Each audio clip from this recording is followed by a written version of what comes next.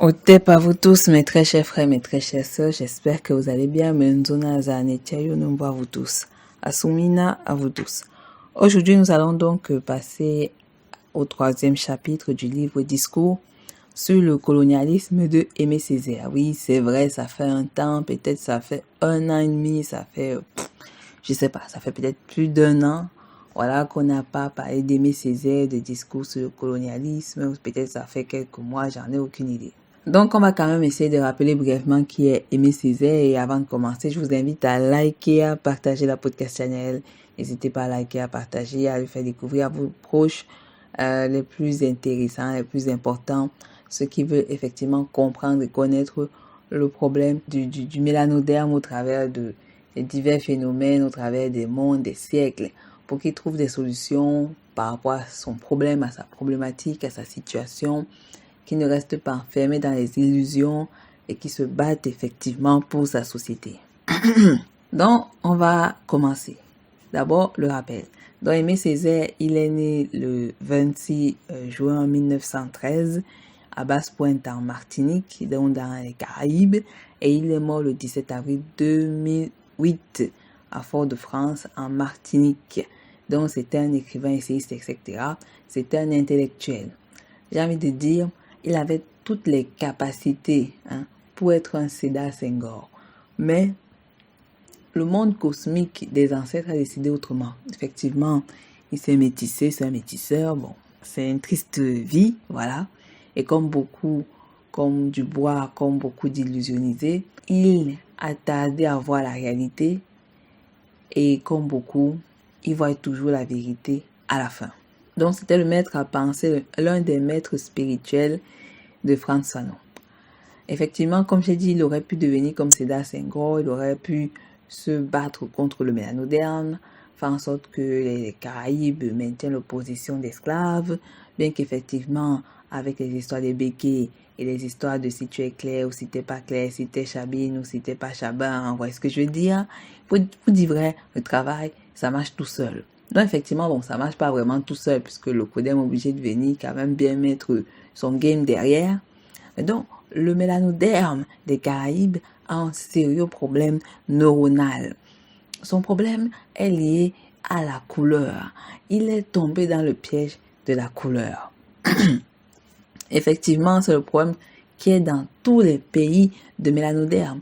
La couleur, le fait de se métisser, le fait de fuir son origine, le fait de fuir qui est-ce qu'il est, le fait de fuir sa réalité, le fait d'être lâche sur sa situation, le fait d'avoir peur de voir sa situation et le fait de toujours se plaindre de certaines situations parce qu'au fond, lui-même ne veut rien foutre pour faire en sorte de sortir sa situation. C'est-à-dire que vous observez que vous avez un problème, mais vous ne foutez absolument rien pour sortir de votre problème.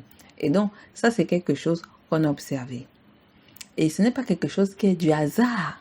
C'est-à-dire que lorsqu'on a créé l'esclave, le bien meuble, comme Colbert a dit, et comme Schiller a continué avec tous les connards qui ont peuplé, des béquets qui ont peuplé les Caraïbes, ils ont tout fait pour que le mélanoderme soit restreint à des problèmes de bas niveau, qui ne se concentre pas sur sa réalité, qui passe son temps à faire la fête, à boire le rhum, à vivre une vie de paumé et à mourir maintenant du chlordécone.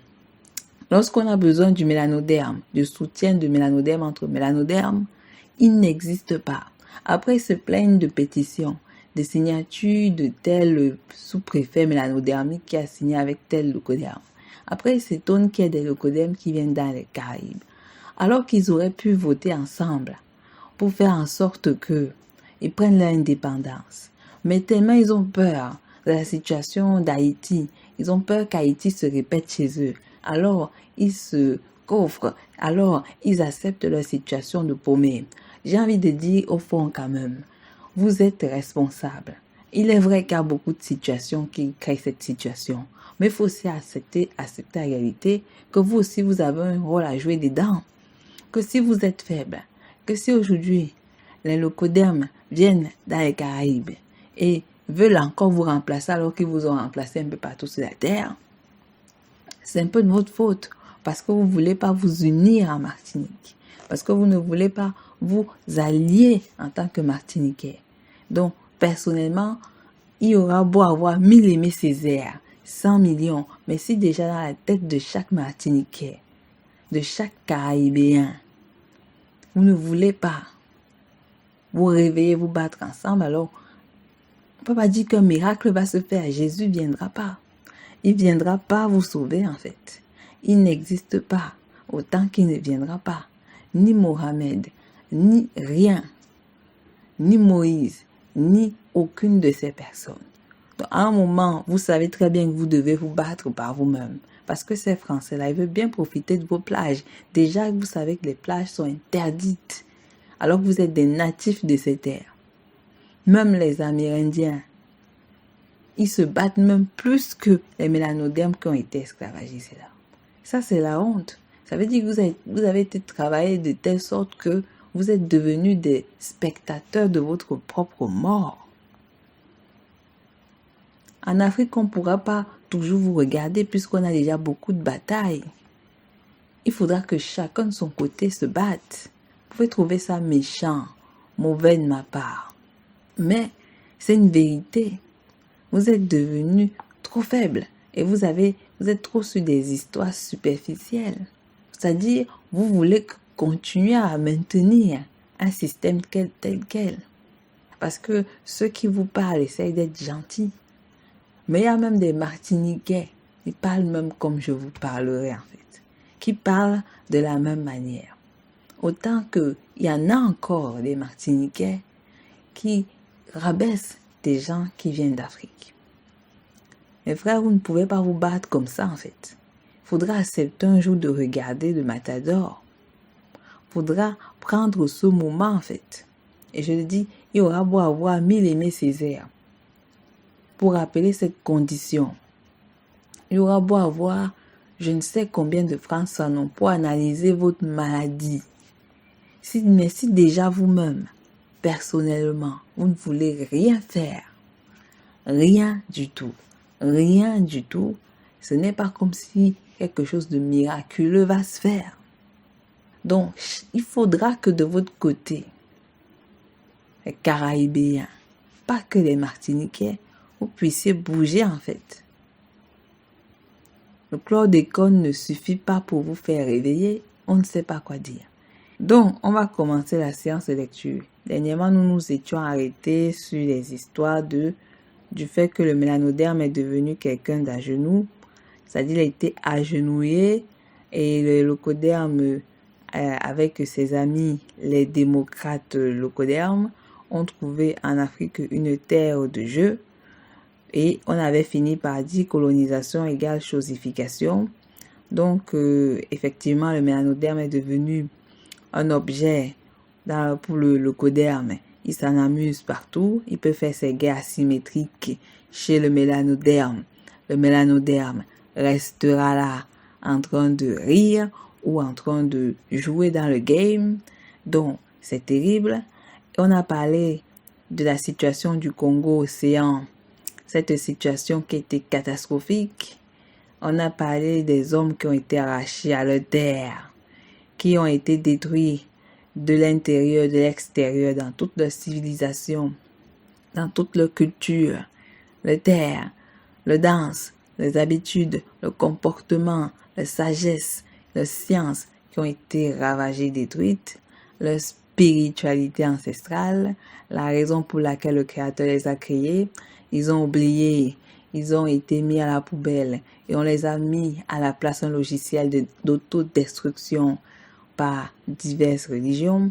On voit qu'en Afrique, les gens mettent beaucoup d'argent pour créer des églises et des mosquées, mais ils ne font aucun effort pour créer des hôpitaux. Parce que soi-disant, le Créateur va venir là, alors que le Créateur n'a pas besoin de venir là. C'est terrible. Et donc, effectivement, on a parlé de ce qui crée le mélanoderme dans cette situation. Et donc, Aimé Césaire avait dit ceci, je vois les guillemets, je parle de millions d'hommes à qui on a inculqué savamment la peur, le complexe d'infériorité, le tremblement, l'agenouillement, le désespoir, le larbinisme. Ces phénomènes, nous le retrouvons encore aujourd'hui dans le mélanoderme. On les retrouve, on le retrouve, on le surtrouve. Et même quand on le dit, les gens ont peur. Les gens ont peur. Les gens ne veulent pas écouter. Les gens tremblent. Le mélanoderme tremble. Le leucoderme, il sait que sans ce qu'il a fait, il ne serait pas à cette situation.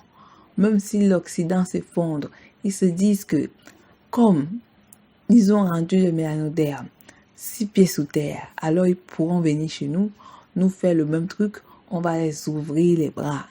Parce qu'on est paumé du cerveau, on ne s'en rend pas compte. On ne s'en rend pas compte. Mais il y a un vent qui tourne. Le vent qui tourne s'observe. Et ce qui s'observe, c'est que on découvre que le mélanoderme d'avant n'est pas le mélanoderme d'aujourd'hui. Il y a un travail de conscientisation qui se fait. Mais ce n'est pas un travail de conscientisation que je dirais qui nous aide au fond du fond. Parce que le fond du fond, c'est quoi? C'est que spirituellement, on est perdu, culturellement, dans l'esprit, dans l'âme, dans le cœur, dans notre profondeur, notre génétisme, on nous parle toujours de France-Afrique, alors que le problème, il est même plus profond que ça. On a des gens qui ont été agenouillés, qu'on a rendus faibles dans le complexe d'infériorité, et il faut ramener cette fierté à tout mélanoderme, et c'est là où est le vrai défi, effectivement.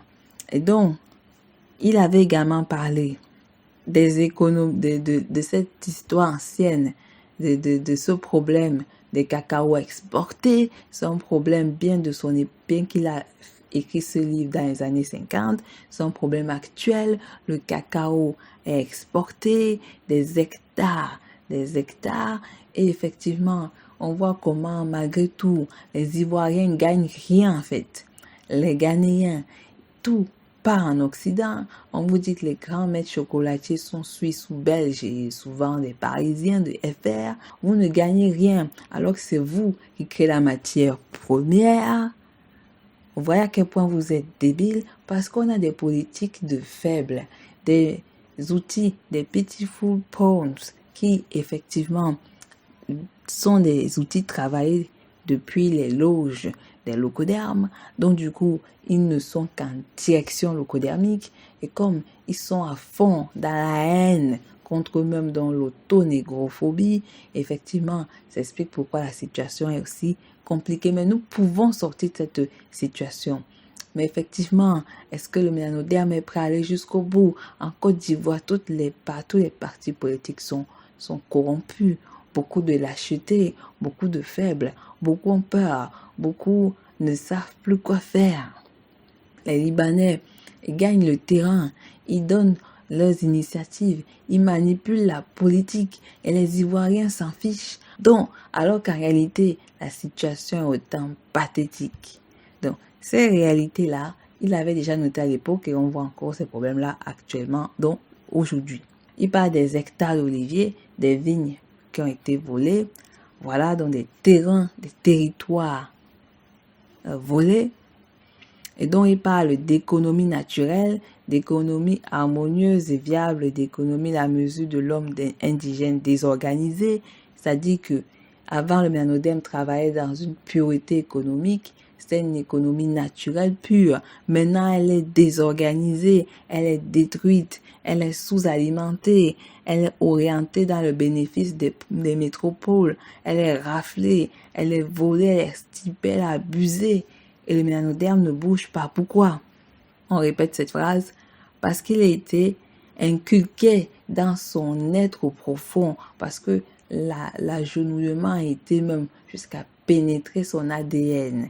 Donc, il a grandi dans la peur, le complexe d'infériorité, le tremblement, l'agenouillement, le désespoir et le larbinisme. J'espère qu'on se comprend. À ce qu'on comprend là, on voit que la situation du mélanoderme n'a donc pas changé. La situation reste la même. Il est d'autant plus humilié qu'autre chose. Et maintenant, c'est à lui de savoir qu'il doit sortir de cette situation. Il doit prendre en main son complexe, sa maladie. il doit prendre en main sa situation, il doit décider de oui ou non si cette aventure doit continuer la sorte, il doit se réveiller. Il doit se réveiller. Le mélanoderme, il est partout. Il est partout et nulle part. Et le plus important actuellement, c'est de faire en sorte que chacun qui va regarder cette séance, chacun d'entre vous, puissiez même après cette séance, faire l'effort de partager, même aux plus cons d'entre nous, même à ceux qui ne veulent pas suivre la réalité, même à ceux qui ont peur de la réalité. Il y a d'autres qui veulent aussi savoir. Il y a parmi vos frères, vos sœurs, des gens qui veulent savoir. Allez les rencontrer, allez les voir, parlez-les, expliquez-les, rappelez-les. Parce que, pour dire vrai, il n'y a plus rien qui va vous attendre. Il n'y a plus rien qui va vous attendre. Aujourd'hui, l'univers ne va plus attendre qui que ce soit. L'univers va avancer, le cosmos va avancer, les énergies vont s'arranger. Il y aura un moment de coalition énergétique, convergence des forces cosmiques. Et ça va faire en sorte qu'automatiquement, que vous le vouliez ou pas, vous allez bouger pour faire en sorte que cette situation change de votre côté. Même si vous avez peur aujourd'hui, sachez que l'univers s'en contrefiche de votre peur parce que le Créateur, lui, n'a pas peur. C'est le Créateur. Il connaît l'univers. Il fait ce qu'il aura à faire. Le Coderme est déterminé à vouloir devenir le Créateur. Il ne le deviendra pas. Et ça, c'est quelque chose qui est déjà décidé. Et même avant même sa naissance et son arrivée. Il a un début, il a une fin. Il a une période de naissance, il a une période d'extinction. Même s'il voudra amener avec lui beaucoup de personnes, cela ne changera rien au fait qu'il disparaîtra aussi. Parce que quand tu crées le mal, tu mourras en fait. Tu mourras que tu le veuilles ou pas. Et il est vrai qu'on a beaucoup de bras cassés, il est vrai. Mais eux aussi, ils apprendront de leur erreur. Donc, je vous remercie et je vous redemande encore de liker, de partager la podcast et je vous remercie. Passant plus outre, je ne fais point mystère de penser qu'à l'heure actuelle, la barbarie de l'Europe occidentale est incroyablement haute. Surpassée par une seule, de très loin, il est vrai, l'américaine. Ce qu'il dit ici est très très très important. Aimé Césaire rappelle que l'Europe occidentale dans l'Asie de l'Ouest est un groupement de barbares et de sauvages. C'est un groupe de sauvageons. Et sa barbarie par rapport à ce passé colonial actuel et perpétuel pour le moment le met en tête des plus dégueulasses de la terre. Je mâche mes mots, sachez que c'est encore plus doux ce que je suis en train de dire. Et donc il dit, il y a même encore plus sauvage que ces sauvages, extrêmement sauvages, l'Américain, le Yankee. Mais le Yankee, c'est un Européen, c'est un Caucasoïde Europeanus. Donc du coup, c'est la prolongation de l'esprit occidental. C'est la prolongation de l'esprit occidental. Et c'est pourquoi leur caractère et leur comportement sont semblables parce qu'il s'agit des mêmes personnes. On dirait que c'est la même chose en Océanie. Les héritiers des Boers d'Océanie, des Britanniques et je ne sais quel aspect dégueulasse, sont là-bas. Pareil les Boers en Afrique du Sud. Donc on voit que là où ils sont, il y a le malaise, il y a la dégueulassitude, il y a des problèmes d'instabilité, il y a de la barbarie, parce que pour qu'ils s'y installent, il y a eu des morts. Il y a eu des morts. Des habitants natifs sont morts. Et eux, ils sont heureux. En mode, c'est ma terre, c'est de là d'où je viens. C'est pas de là d'où tu viens. C'est de là où tes ancêtres ont tué pour vivre. Donc, tu vis par les crimes de tes ancêtres. Et seule la lumière divine sait que ce qu'on dit est vrai. On continue. Je ne parle pas de Hitler, ni du gars de Chiome, ni de l'aventurier, mais du brave homme entre guillemets, d'en face, ni du SS, ni du gangster, mais de l'honnête bourgeois, le candeur de Léon Broglie s'indignait jadis que des escrocs, des parjures, des faussaires, des voleurs, des proxénètes fussent chargés de, entre guillemets, porter aux Indes l'exemple de vertu chrétienne. Donc, c'est-à-dire que un locodème lambda, sûrement dans les écritures, les écrits qu'il a lus, pour lui, il paraît que c'était un gentil locodème. Vous savez très bien que ça n'existe pas. Et même si ça existe, il y a toujours un truc derrière. Donc, il a noté dans ses récits l'indignation qu'il avait lorsqu'il regardait ses frères locodéens. Les malfrats, c'est-à-dire la pire des espèces de la classe sociale locodémique. Même les riches sont dans cette situation, puisque le problème du locodème est dégénérativement neuronal. Et donc, il dit qu'il a été dégoûté de la manière dont ses frères opéraient. Et surtout qu'il le faisait. Il le faisait sous des exemples de vertu chrétienne. En mode, ils viennent vous coloniser en disant que c'est la volonté du Christ. Christ veut que vous soyez colonisés. Christ veut que vous soyez à terre. Christ, l'égrégore néandertalien, a été utilisé pour rendre des gens à terre, à genoux, perdus. Il dit même pire que Hitler. Hitler, pour moi, je vous l'ai dit, c'est un petit joueur. C'est un frustré. Oui, c'est un frustré. Il n'a pas pu faire l'école des beaux-arts. Son père l'a fait chier. Son école des beaux-arts l'a fait chier. Problème sur problème. La situation économique était désastreuse. Ils ont perdu la première guerre fratricide, Europeanus. Et il était obligé de trouver refuge dans les écrits de haine de ses pères, de ses etc. Alors il s'est réfugié dans les rêves de l'aria et d'une pureté raciale, blond aux yeux bleus, imaginaire, alors qu'il n'était pas blond aux yeux bleus. Et déjà, il y a des blonds aux yeux bleus là-bas en Autriche. Ils n'étaient pas si exceptionnels. Donc, c'est la frustration qui a fait réveiller sa haine négrophobiale et la haine de ses propres frères, voilà. Parce que vous savez que les Juifs se sont entretués entre Juifs, voilà. Il était certes armé de la haine en fond de lui, mais il n'était pas comme ceux qui étaient plus méthodiques dans la criminalité et qui donc sont les plus dangereux. C'est un peu pour paraphraser, c'est ce qu'il est en train de dire. Il continue en disant, le progrès est qu'aujourd'hui, c'est le détenteur, entre guillemets, des vertus chrétiennes qui brigue et sentir fort bien l'honneur d'administrer outre-mer selon les procédés des faussaires et des tortionnaires.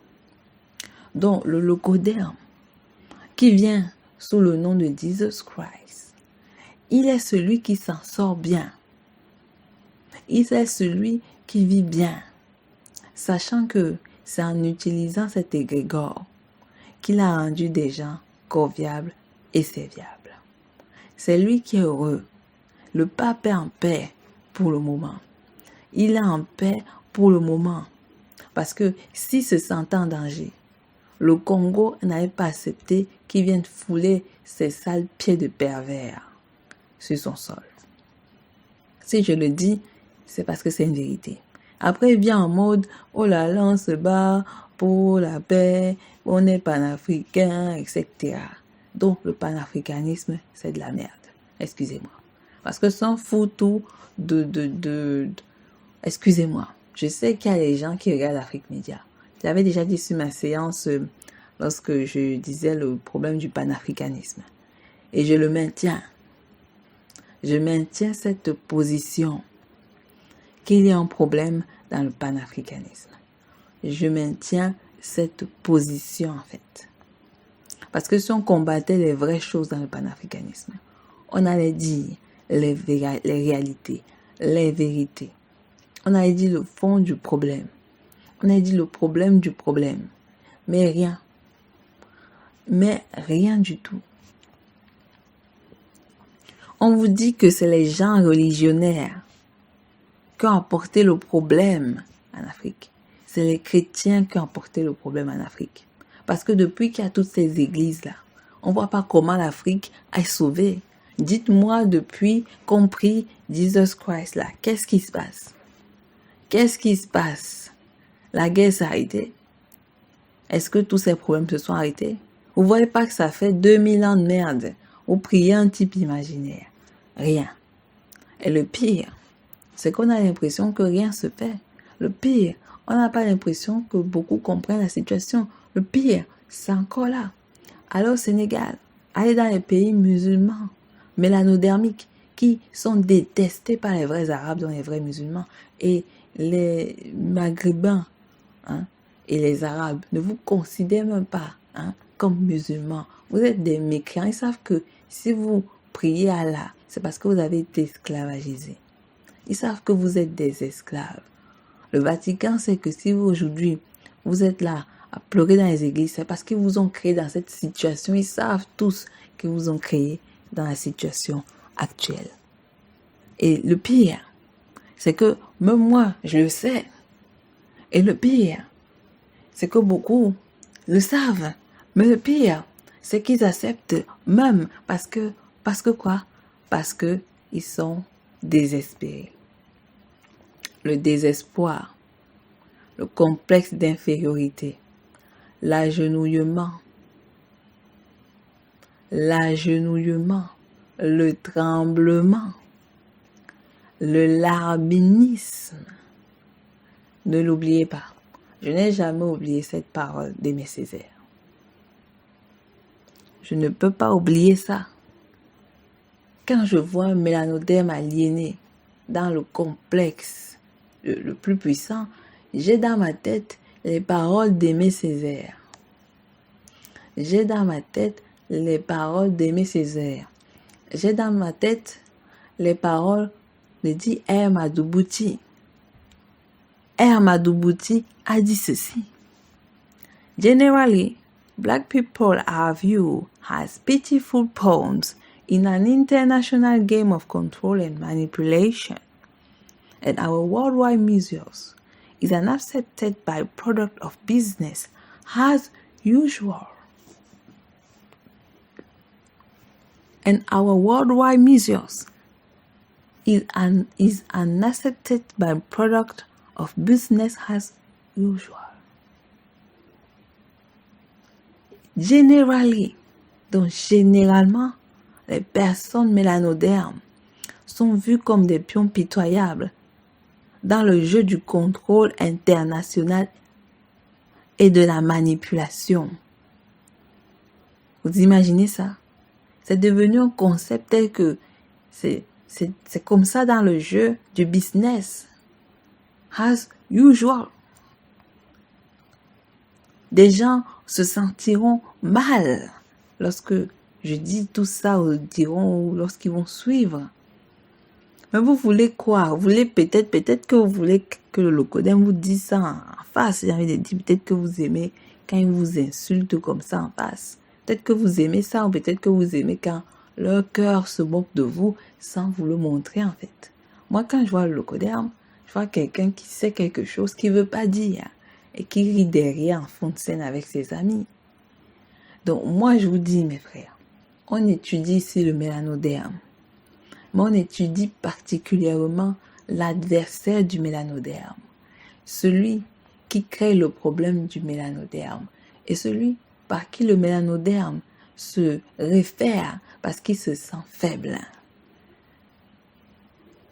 En lisant et en apprenant au quotidien, je ne peux pas me sentir faible vis-à-vis du Néandertal.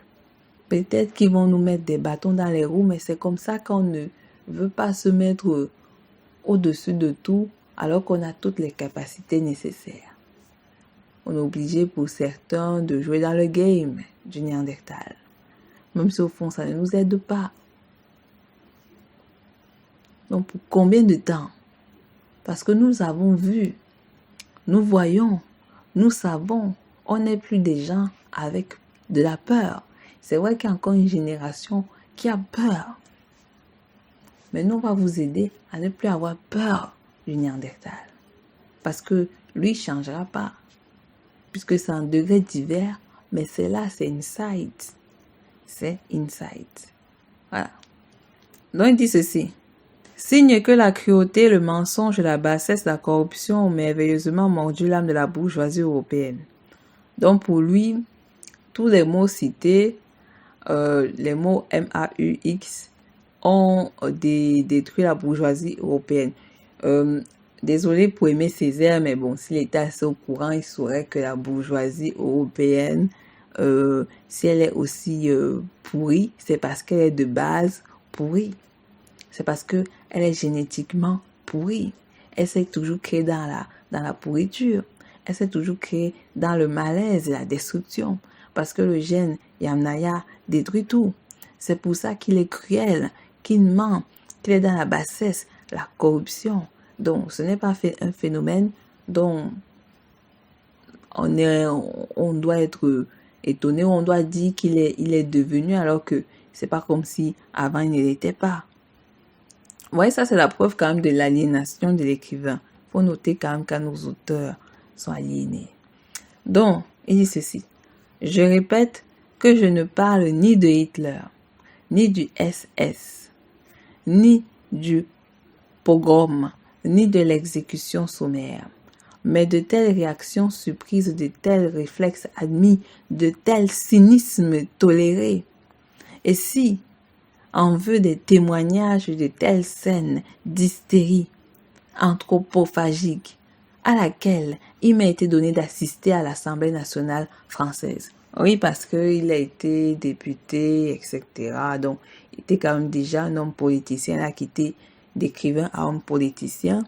Et il a vu, en tant que député d'outre-mer, parti martiniquaise, il a vu le comportement dégénéré des Néandertaux dans ces salles de l'Assemblée nationale française.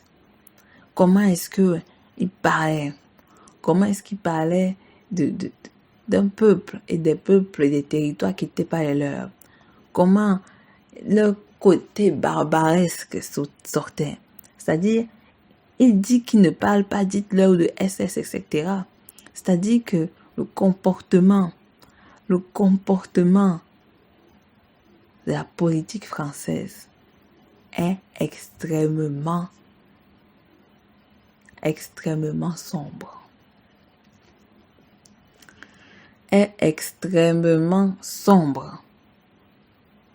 Parce que bon, on a dit que Hitler était le criminel suprême du siècle ou des siècles. Mais on oublie vite les autres criminels.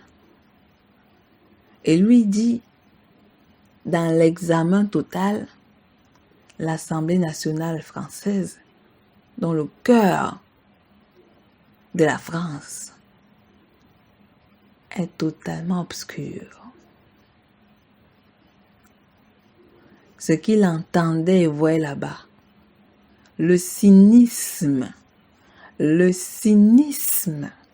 était tel que cela fait froid au dos. Froid au dos. Oui, on parle de la France-Afrique, etc. Mais on ne sait pas exactement ce que ça veut dire.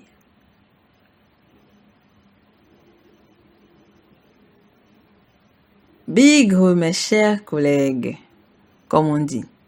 Je vous ôte mon chapeau d'anthropophage, bien entendu. L'anthropophagie, il faut savoir que c'est littéralement ce qu'on appelle le cannibalisme. Bon, l'anthropophagie de base, c'est qu'on se mange soi-même. Après, bon, c'était pas toujours évident, c'était vraiment des cas extrêmes. Mais de base, c'était le cannibalisme. Quand il n'y avait plus trop à manger, on mangeait les plus faibles. Et après, s'il n'y avait plus trop à manger, on se mangeait soi-même. Donc, il rappelle bien la férocité du Néandertal.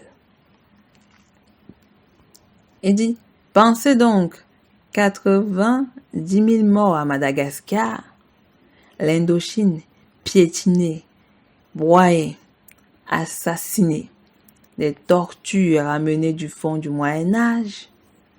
Et quel spectacle! Ce frisson d'aise qui vous revigorait les somnolences, ces clameurs sauvages, Bidol avec son air d'hostie, conchier, l'anthropophagie, papelarde et sainte nitouche, Tenjan ou Teichan, je ne sais pas comment on dit ça, fils grabeleur, un diable, la Liboron du décervelage, l'anthropophagie des pandectes, Moutette, l'anthropophagie machinade, la bourguenaude ronflade et du beurre sur la tête. Coste Floret, l'anthropophagie faite ours mal léché et les pieds dans le plat.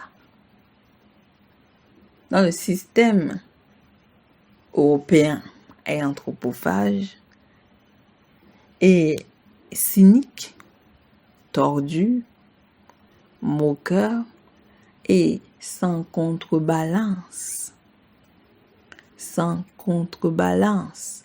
de toutes les horreurs qu'il a fait. C'est pour ça que Motunde avait dit qu'on ne peut rien attendre d'eux et on ne pourra rien attendre d'eux. Nelly Fuller a dit, quand chacun rentre chez lui, chacun sait qui est-ce qu'il est. Quand vous rentrez chez vous, vous savez qui vous êtes. Quand vous partez les voir, vous savez quel masque vous mettez. C'est pour ça que dans le livre Masque blanc, peau noire, le titre était Plusieurs masques, est blanc et la peau reste noire. Devant le Néandertal, le mélanoderme se transforme. Il ne devient pas lui, il change de personne parce qu'il sait qu'il a fait un groupe c'est-à-dire c'est un message de l'épigénétique. Alors il se tient à chaos parce qu'il a peur. Également, il doit sauver son travail. Et effectivement, il n'a pas le choix parce qu'il doit sauver son travail. Sinon, il sera viré. Et déjà, le patron et beaucoup, etc., n'hésiteront pas à le virer. Donc, il y a plusieurs situations assez particulières. Donc, il y a eu des morts à Madagascar, mais cela ne veut absolument rien leur dire à eux. Rappelez-vous de ma séance sur le psychopathe racial. Le psychopathe n'en a rien à faire. Il est détaché de ses problèmes. Il est détaché de toutes ces situations problématiques. Il en est littéralement détaché. Ce n'est pas son problème, ce n'est pas lui qui est mort. Et puis ils vous diront toujours, ils vous parleront de la Révolution française, ils vous diront que les soldats sont morts au Mali, ils vous diront des trucs. Donc, ils auront toujours un argumentaire. Toujours. Toujours, c'est comme ça. C'est pas évident parce que vous constatez que Aimé Césaire a vraiment un langage très soutenu, son français extrêmement du haut niveau, j'ai envie de dire, c'est pas évident et c'est pas franchement toujours évident et il y a des mots que je ne savais pas qu'ils existaient, etc. On continue la lecture. Inoubliable, monsieur, de belles phrases solennelles et froides comme des bandelettes. On vous ligote le malgache. De quelques mots convenus, on vous le poignarde. Le temps de rincer le sifflet, on vous les tripe. De beau travail. Pas une goutte de sang ne sera perdue. Ceux qui en font rubis sur l'ongle, n'y mettant jamais d'eau. Ceux qui, comme Ramadier, s'en barbouillent à la silène, la face fondue Pespérabère, qui s'en pèse les moustaches, Jean, vieux Gaulois la tête ronde, le vieux des jardins, penché sur les effluves de la cuve et s'engrisant comme d'un vin doux. La violence, celle des faibles. Chose significative, ce n'est pas la tête que les civilisations pourrissent, c'est d'abord par le cœur. Donc, il dit que de ce qu'il a observé en travaillant avec ces personnes des hautes sphères politiques éphériennes, il a donc constaté que ces gens étaient, cyniques, dont des comportements que l'on connaît effectivement du dégénéré génétique. On vous renvoie à Bobby Wright. Et donc, ces personnes, souvent, ils font des sortes de sarcasme et de blagues pas très... C'est-à-dire, ça fait réfléchir. Vous voyez ce que je veux dire? Ça fait réfléchir. Vous sentez que vous n'êtes pas à votre place. Vous sentez que ces gens sont probablement pas de la terre. Et donc, le comportement est extérieur. Comprenez? Extérieur. Ils ont un détachement par rapport aux autres habitants de la terre qui est à se questionner, en fait.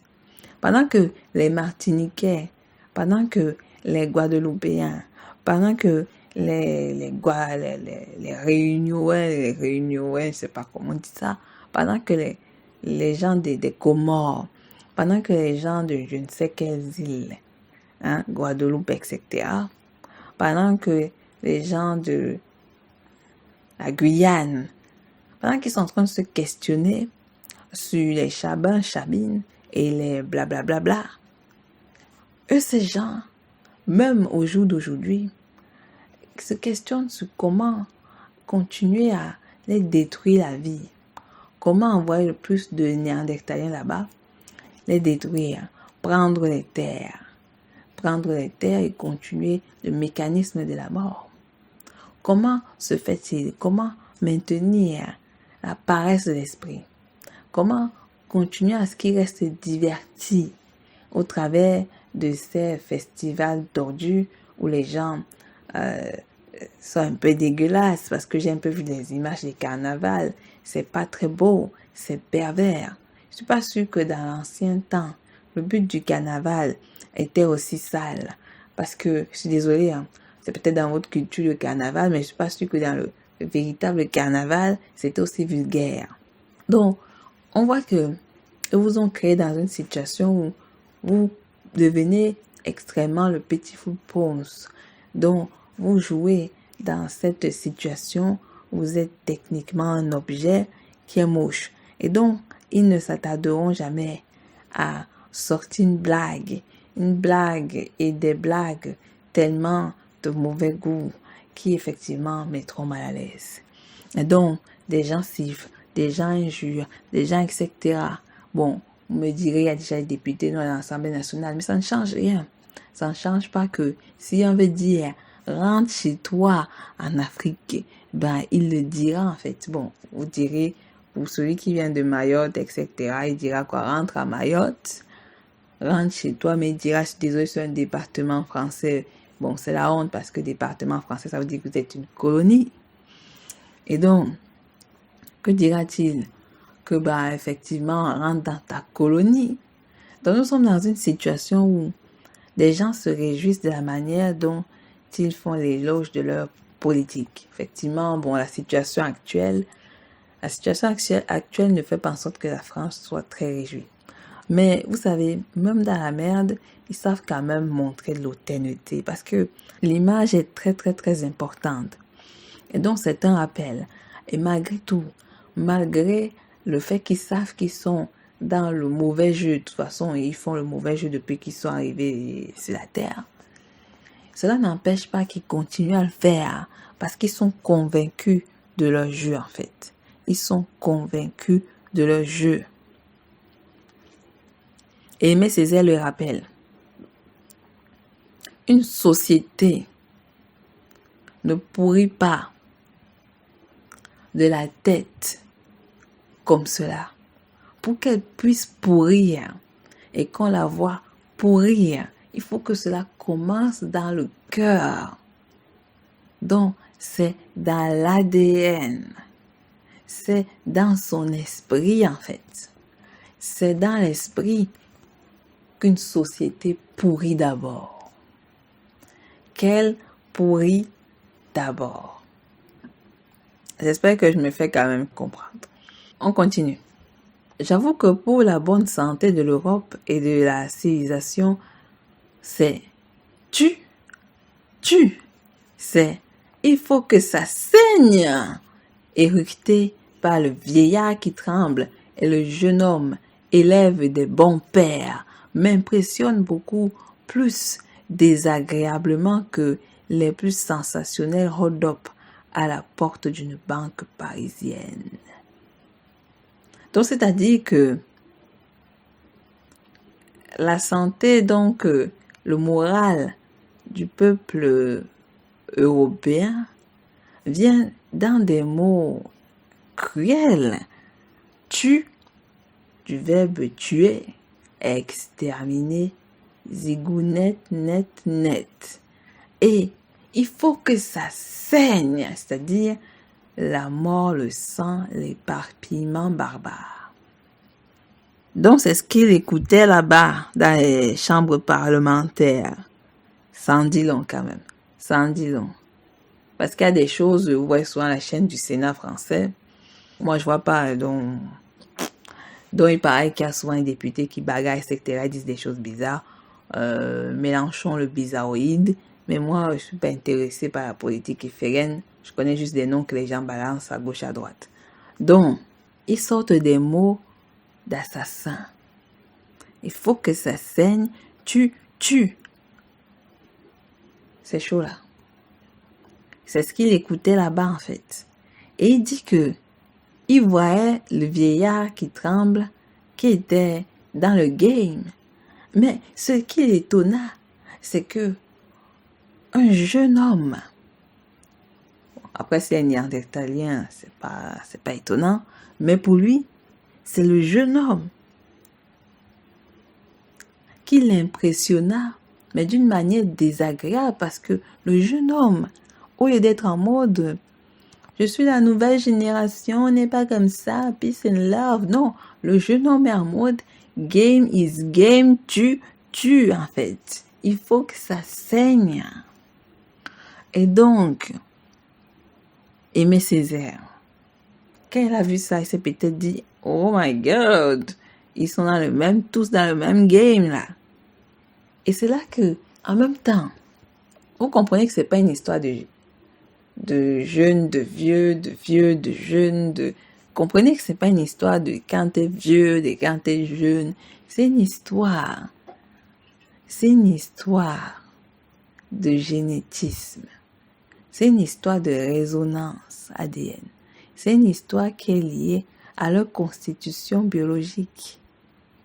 C'est comme ça en fait. Vous avez tout vu, mais vous voulez pas voir. Vous savez tout, mais vous faites comme si vous ne savez pas. Aimé Césaire, après, il a découvert W.E.B. Du Bois. Il avait vu des trucs, mais il ne voulait pas accepter. C'est vers la fin, oh my God,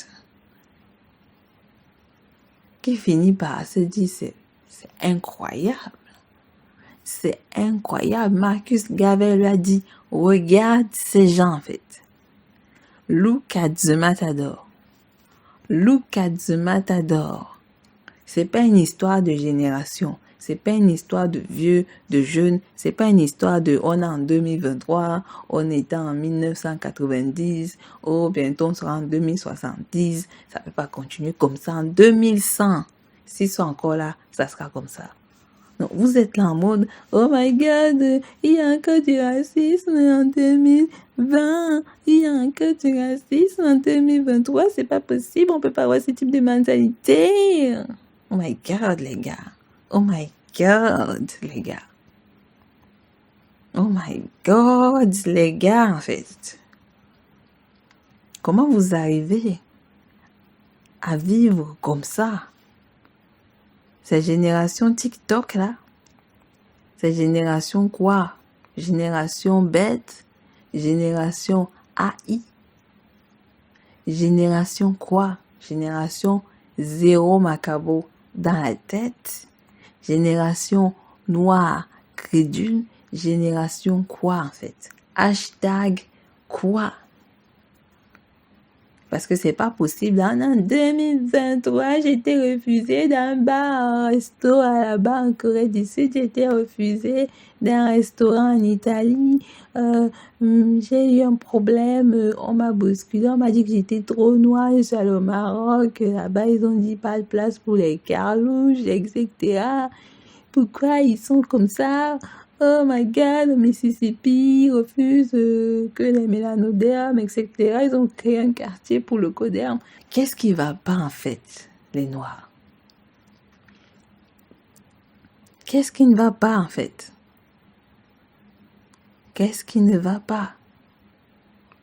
Qu'est-ce que vous ne comprenez pas? Qu'est-ce que vous ne voulez pas voir? Qu'est-ce qui vous fait peur? Qu'est-ce qui vous dérange en fait? C'est quoi le... Vous avez peur de quoi? De qui? Vous avez peur de vous-même, de vous mettre ensemble? Eux, ils sont ensemble. Hein? Eux, ils sont ensemble. Ils le seront encore. Pour le futur. Et pour l'éternité. Jusqu'à leur fin. N'ayez pas peur. Hein? Ceux qui vont suivre cette séance. Ceux qui vont suivre cette séance, n'ayez pas peur. Je sais que ça peut vous sembler bizarre, mais n'ayez pas peur. Hein? L'objectif, c'est que derrière, ça vous fasse réfléchir. Il dit, et cela, voyez-vous, n'a rien de l'exception. C'est-à-dire que ce que lui, il a vu et ce qu'il voit souvent dans le Parlement, c'est pas des trucs exceptionnels. Donc, ça veut dire que ce sont des choses qui ont l'habitude de se passer de la sorte. Donc, ils ont l'habitude de dire des choses aussi banales. Que ça saigne. Allez, on s'en fout des morts à Madagascar. Oui, le Congo, ils sont morts. France-Afrique. Oh, sentiment anti-français. Ouais, comment est-ce qu'ils sont mauvais? Oh my God. Oh, les petits nègres. Tintin au Congo. Donc, c'est des choses banales. C'est des choses banales pour eux, en fait. Ce qui serait l'exception, c'est en mode arrêter la mort des peuples mélanodermes. C'est ça qui serait un peu surprenant, là. Hein? Donc, c'est comment dire? C'est du banal. Voilà. Donc, voilà. On va bientôt s'arrêter. La règle au contraire est de la muflerie bourgeoise. Cette muflerie, on la piste depuis un siècle. On l'ausculte, on la surprend, on la sent, on la suit, on la perd, on la retrouve, on la file et elle s'étale chaque jour, plus nauséeuse. Oh! Le racisme de ces messieurs ne me vexe pas. Il ne m'indigne pas. J'en prends seulement connaissance. Je le constate et c'est tout. Je lui sais presque gré de s'exprimer, de paraître au grand jour, signe que l'intrépide classe qui monta jadis à l'assaut des Bastilles a les jarrets éhoupés. Signe qu'elle se sent mortelle, signe qu'elle se sent cadavre, et quand le cadavre bafouille, ça donne des choses dans le goût que voici. J'ouvre les guillemets. Il n'y avait que trop de vérité dans ce premier mouvement des Européens qui refusèrent au siècle de Colomb de reconnaître leurs semblables dans les hommes dégradés qui peuplaient le nouveau monde.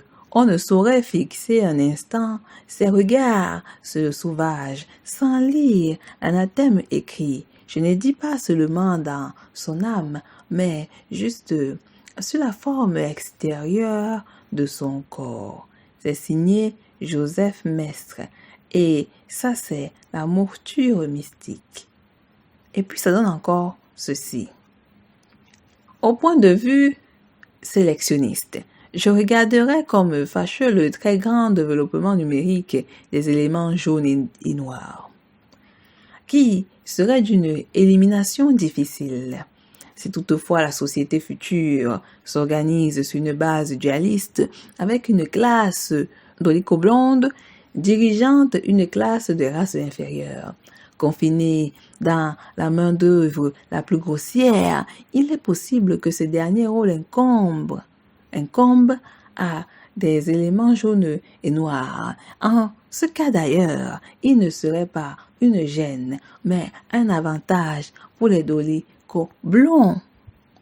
Il ne faut pas oublier que l'esclavage n'a rien de plus anormal que la domestication du cheval ou du bœuf. Toujours le parallélisme entre le cheval et le bœuf. Donc le cheval, pardon.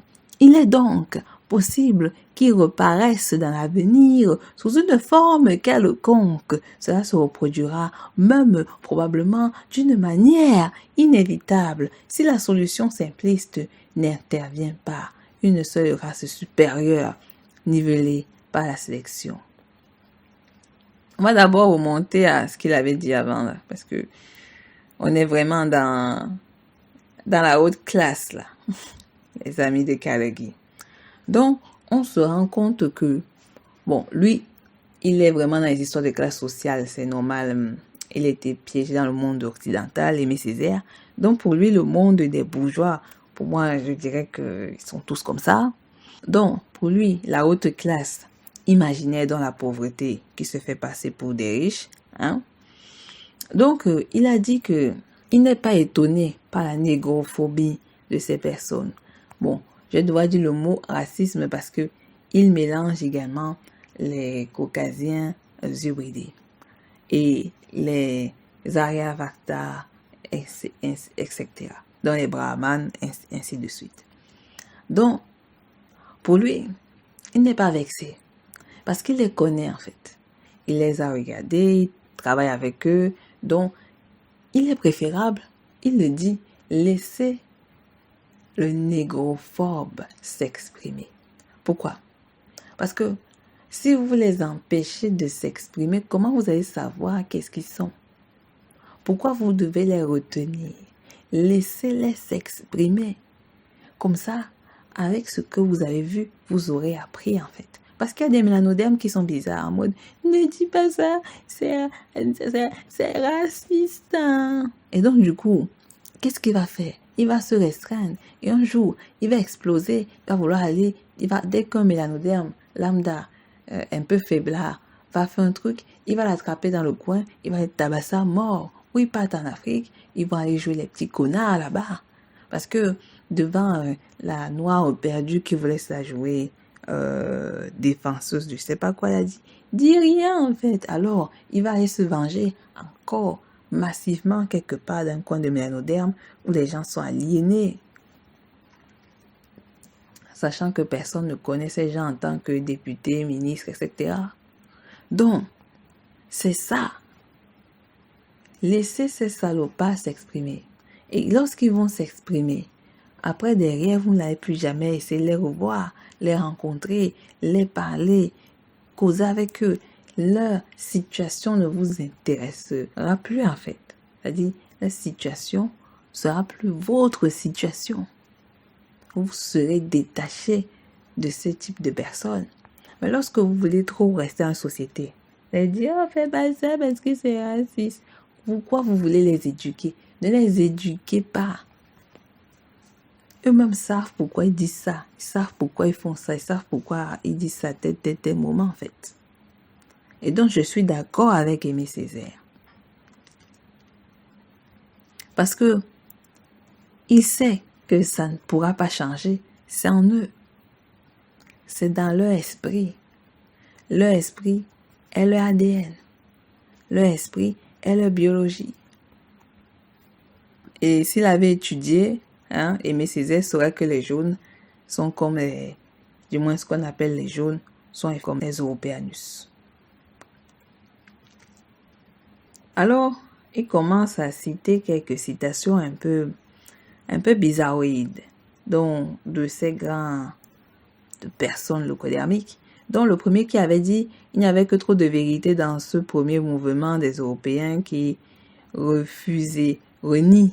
Franchement, c'est un verbe compliqué au siècle de Colombe de reconnaître les semblables dans les hommes dégradés qui peuplent le nouveau monde. On ne saurait fixer un instant ses regards sur le sauvage sans lire l'anathème écrit, je ne dis pas seulement dans son âme, mais jusque sur la forme extérieure de son corps. C'est-à-dire que les sauvageons partent tuer les gens sur leur territoire. C'est-à-dire, bien qu'ils savent que ces gens sont des personnes de valeur, c'est comme le locodème, donc il les prend pas comme ce que vous appelez vulgairement l'humain. Il le déshumanise, comme vous aimez le mot. Et donc, du coup, il le voit en sauvage. Il le rend animal. Plus bas même que l'animal. Pour lui, cette personne, cette chose-là, est un véritable problème.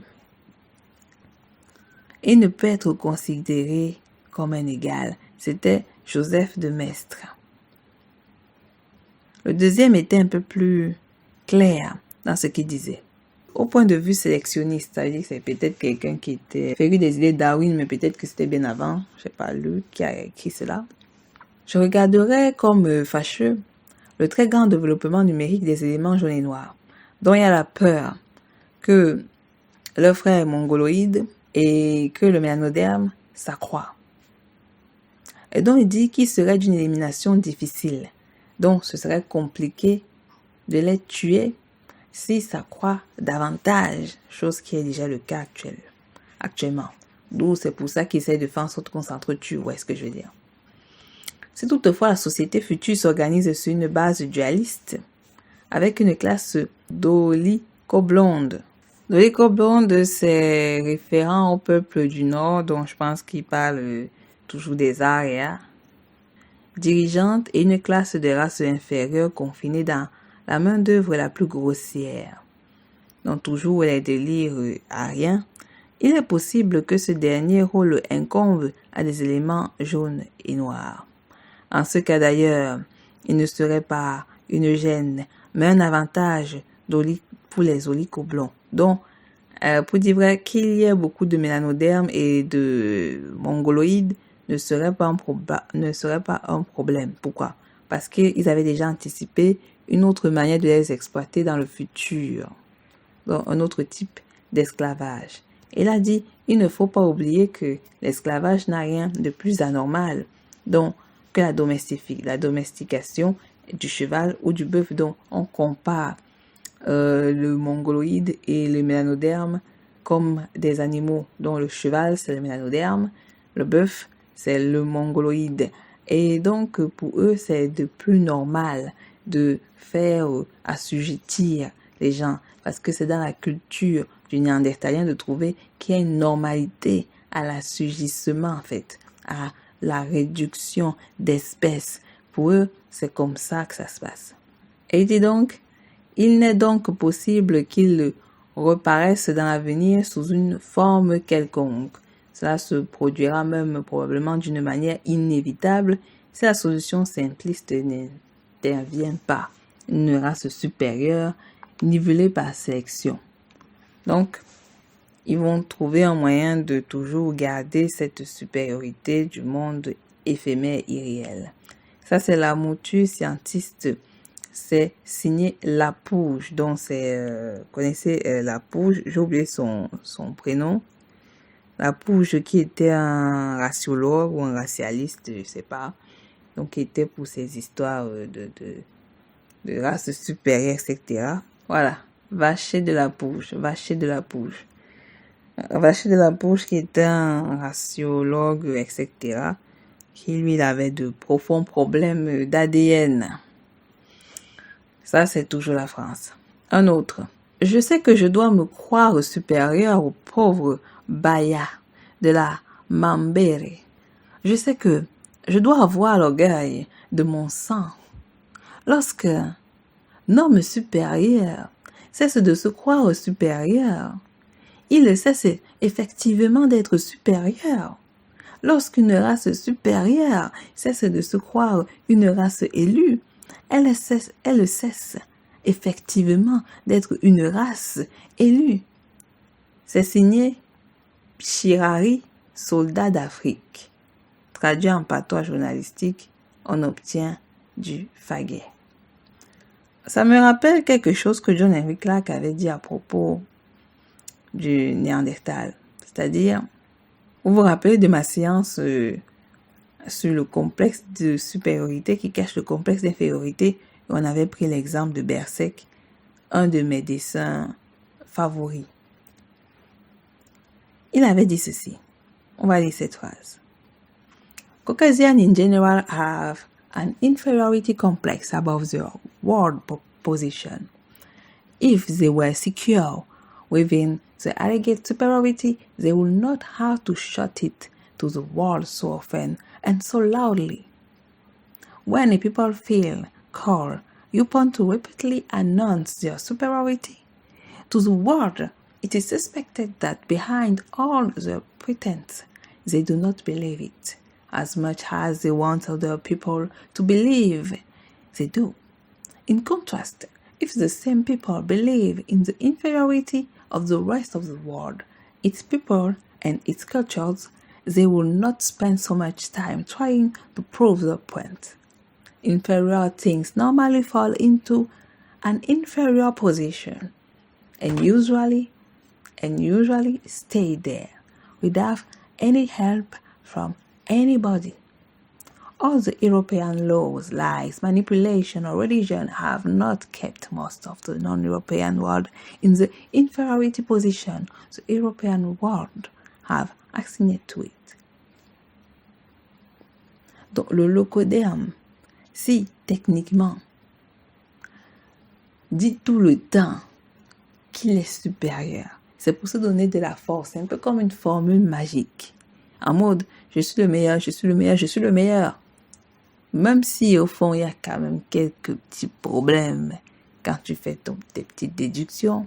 Au fond, parce que tu te l'as dit dans la tête, tu es sûr dans ton esprit que tu l'es. Et tu es sûr dans ton quotidien que tu l'es. Mais le problème aussi, c'est que c'est bien de se lancer des forces positives. Mais si déjà derrière, vous ne travaillez pas pour l'être, alors à quoi ça sert? Donc nous avons une bande de personnes qui disent des choses, mais ils n'ont pas travaillé grand-chose pour l'avoir. Parce que ce soit la Pouge, etc., ce travail est dur parce que les ancêtres Yamnaya se sont enragés. C'est-à-dire, s'ils n'avaient pas la rage au sang contre les habitants natifs des terres de l'Asie de l'Ouest et de l'Europe, ils ne seraient techniquement pas là. Ils ne seraient techniquement pas là du tout. Donc du coup, c'est l'enragement, c'est la haine qui a donné la force à ces gens. C'est la peur, c'est la haine qui leur a donné cette force. Et donc, sachant très bien qu'ils ne le sont pas, ils vont le dire pour se donner de la force. Donc, comme a fait Pichari, je sais que je dois me croire supérieur au pauvre Bayard de la Mambéré. Je sais que je dois avoir l'orgueil de mon sang. L'orgueil de mon sang. On va revoir la séance de Bobby Wright. Lorsqu'un homme supérieur cesse de se croire supérieur, il cesse effectivement d'être supérieur. Lorsqu'une race supérieure cesse de se croire une race élue, elle cesse effectivement d'être une race élue. Comme les Juifs. Ils doivent nous rappeler qu'ils sont la race élue, le peuple élu, tous les jours. Parce que s'ils arrêtent de le dire, on saura effectivement qu'ils ne le sont pas. Et donc, il faut bien qu'ils nous cassent les oreilles avec ça, même si c'est faux, même s'ils n'iront nulle part, même s'ils ont écrit un livre imaginaire pour se donner de la force, pour concurrencer effectivement le peuple ménoderme. Donc, c'est comme ça, c'est leur monde. Il faut bien qu'ils se donnent de la puissance. Il y a ceci. J'ouvre les guillemets. On finira sûrement sur lui et on verra avec d'autres citations une prochaine fois, peut-être dans les mois, des mois qui vont suivre. Le barbare est de même race, après tout, que le romain et le grec. C'est un cousin. Le jaune, le noir, n'est pas du tout notre cousin. Ici, il y a une vraie différence, une vraie distance, et très grande, ethnologique. Après tout, la civilisation n'a jamais été faite jusqu'à présent que par des blancs. L'Europe devenue jaune, il y aura certainement une régression, une nouvelle période d'obscurcissement et de confusion, c'est-à-dire un second Moyen-Âge. Donc, c'est un peu beaucoup de choses. C'est-à-dire, Romain, c'est-à-dire, bon, je sais même pas qui écrit ça, le con qui écrit ça qu'on va lire prochainement est con. Bon, ça c'est une vérité.